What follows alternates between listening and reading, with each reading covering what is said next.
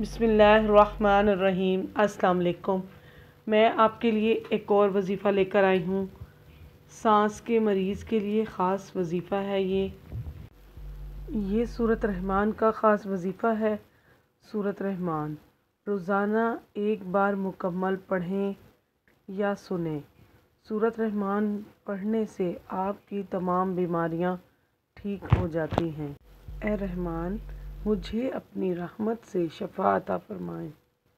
یہ سورت جسمانی اور روحانی دونوں بیماریوں کے لیے سکون دیتی ہے۔